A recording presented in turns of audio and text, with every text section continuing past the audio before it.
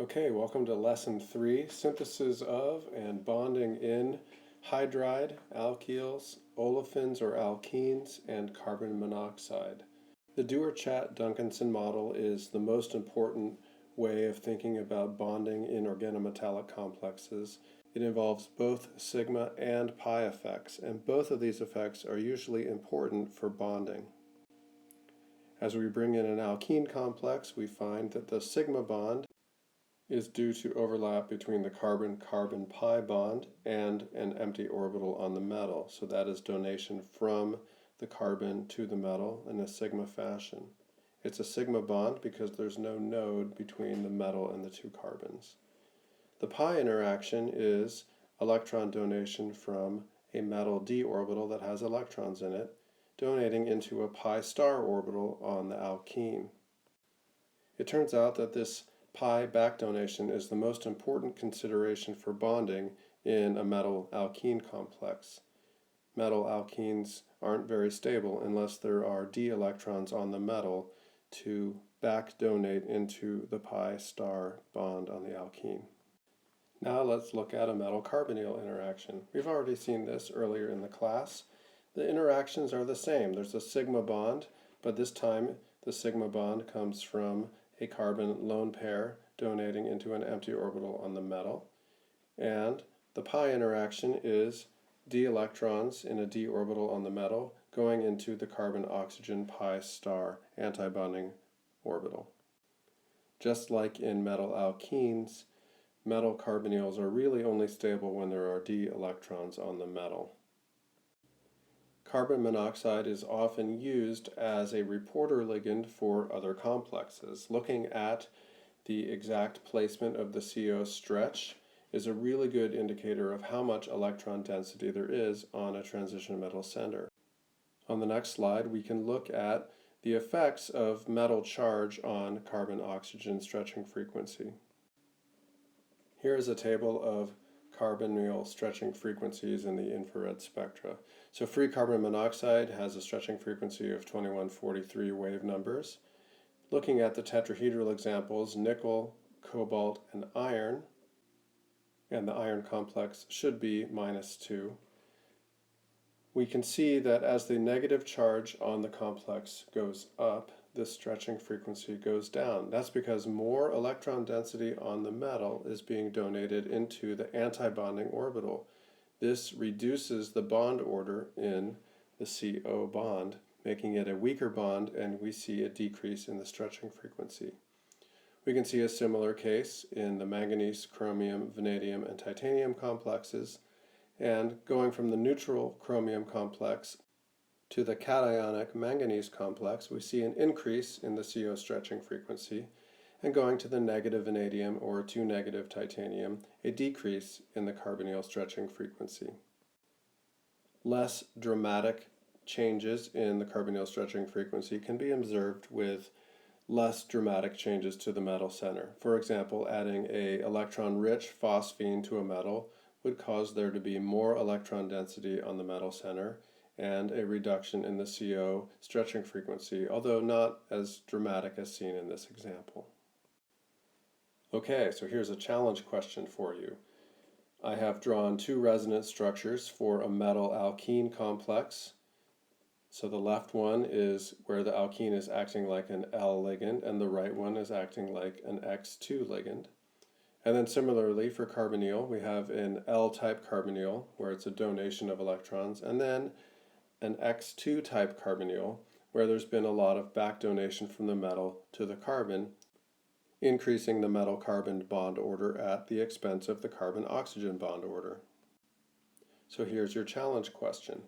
Which resonance form would you predict is favored for titanium-4 in both of these pairs of complexes, and what about for platinum-0?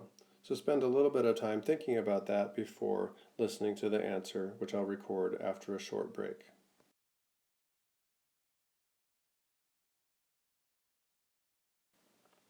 Okay, hopefully you didn't cheat. Titanium-4 has 0 d electrons. There's no possibility for back donation. So although titanium-4 alkene and carbonyl complexes are rare, they can be formed, and you would expect the resonance structure on the left, where it's only a sigma donation from the ligand to the metal with no back donation. Platinum 0 has a lot of d electrons. It's a D10 species, and we would expect a significant donation of those excess electrons on the metal center into the ligand, reducing the bond order between the carbon-carbon bond, making it from a double to a single bond, or reducing the CO bond order, which we could see in the infrared spectrum. Now we're going to consider bonding interactions in the various ligands, starting with the hydride complex. Bonding in a hydride involves an s orbital on the hydrogen and some sort of d orbital on the metal. I'll normally just draw this as a lobe coming out of the metal. And there's only one possible interaction between a metal and a hydrogen, a sigma interaction, because hydrogen doesn't have any p orbitals to do back donation in a pi fashion. There are three main ways to synthesize a metal hydride. These are outlined in the reading, but I'll briefly illustrate them here. Protonation of a metal center can lead to a hydride. This tends to be an acidic hydride. The second would be salt elimination metathesis, for example, using sodium hydride to replace a metal chloride with a hydride. And the third is oxidative addition, which we will be covering next week in class. The bonding between a metal and an alkyl is very similar. A single lobe on the metal interacts with the single lobe on the alkyl group, causing there to be a sigma bond with no pi interactions possible. The synthesis of alkyls is similar to that for hydrides. You can have salt elimination, metathesis, which is replacing a metal halide with a metal, like a Grignard reagent to make the alkyl. You can also do reaction with electrophilic carbon, such as the reaction of methyl triflate with a nucleophilic metal center. Finally, oxidative addition, which we will again be covering next week.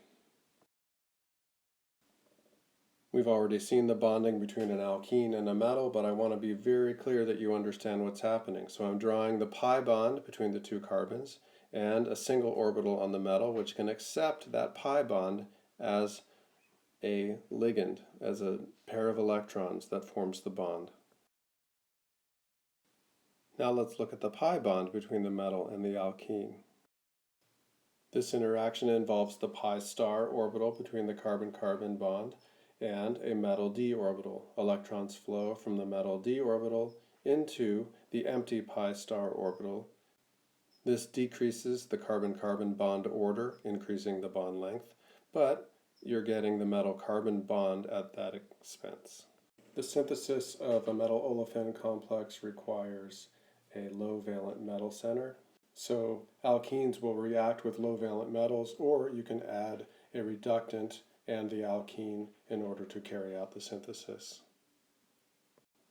The bonding in the metal-carbonyl complex involves a sigma interaction between the metal and the carbon monoxide ligand. The pi bond involves addition to the orbital from a filled metal d orbital. Like metal olefin complexes, metal carbonyls really require low-valent metal centers. So you can start with a low-valent metal center like iron or nickel, or you can add a reductant and do a reductive carbonylation, which is the most common synthesis technique.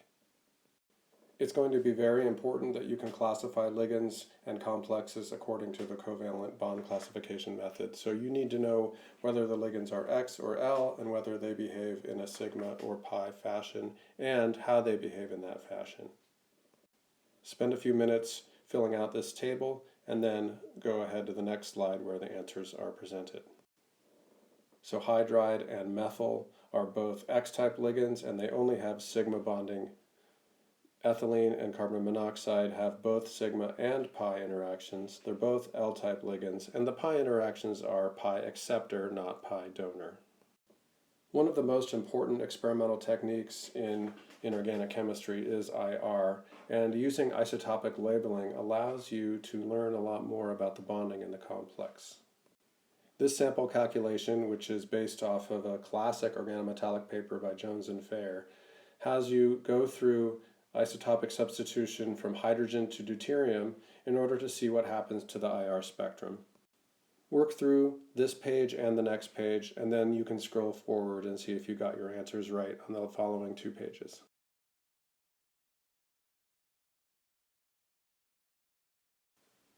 Here's the answer, so you can see the reduced mass for H2 and D2 are quite different from one another, and the force constants for these 2 molecules are actually quite different as well.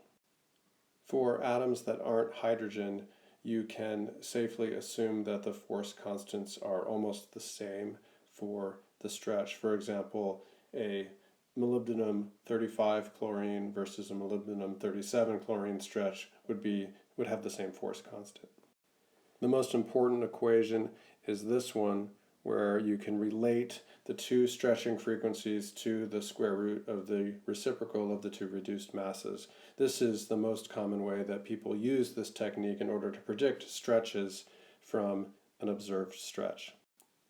So here's a challenge problem for you.